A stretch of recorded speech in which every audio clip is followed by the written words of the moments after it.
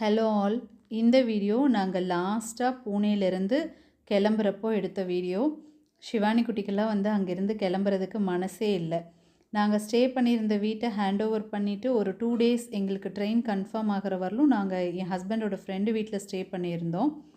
ஷிவானி குட்டி அங்கே வரவே இல்லை. அவங்க ஃப்ரெண்ட்ஸ் எங்கள் சொசைட்டிலேருந்து விடவே இல்லை. நீங்கள் இங்கே இருக்கிற வரலும் அவள் இங்கேயே இருக்கட்டும் அப்படின்னு சொல்லிட்டாங்க. ஸோ ஷிவானி குட்டி ஒரு 2-3 days அதே சொசைட்டியில் அவள் ஃப்ரெண்ட்ஸோட வீட்டில் ஸ்டே பண்ணிவிட்டு அவங்க கூட எவ்வளோ விளையாட முடியுமோ அவ்வளோ விளையாடிட்டு கிளம்புறக்கு மனசே இல்லாமல் தான் இன்றைக்கி கிளம்பணுமா டிக்கெட் கன்ஃபார்ம் ஆகிடுச்சா இல்லையா அந்த மாதிரி கேட்டுட்டு அவள் ரொம்ப கஷ்டப்பட்டு தான் கிளம்புனா அங்கேருந்து. ஸோ அங்கே ஃபுல்லாக வைண்ட் அப் பண்ணிவிட்டு நாங்கள் வந்தாச்சு மொத்தமாக.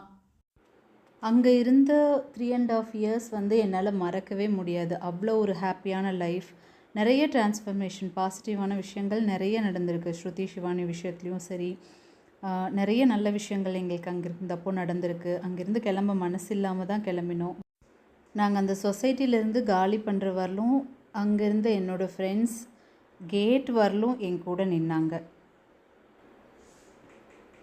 திங்ஸ் எல்லாம் பேக் பண்ணி அனுப்பிச்சதுக்கப்புறம் நான் சமைக்கல. அந்த வீட்டில் க்ளீனிங் ஒர்க்லாம் போயிட்டு இருந்தப்போ என்னோடய ஃப்ரெண்ட்ஸ் வீட்டில், ஷிவானியோட ஃப்ரெண்ட்ஸ் வீட்டிலேருந்து தான் எங்களுக்கு சாப்பாடு வந்துச்சு 3 வேளையுமே ஒரு 2 daysக்கு.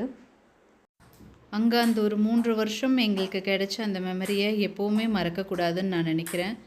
அதே மாதிரி அங்கே எனக்கு கிடைச்ச ஃப்ரெண்ட்ஸும் சரி, ஷிவானி ஸ்ருதிக்கு கிடைச்ச ஃப்ரெண்ட்ஸும் சரி மிஸ் பண்ணிடக்கூடாதுன்னு நினைக்கிறேன். லைஃப் லாங் எடுத்துகிட்டு போகணும்னு நான் அதை நினைக்கிறேன்.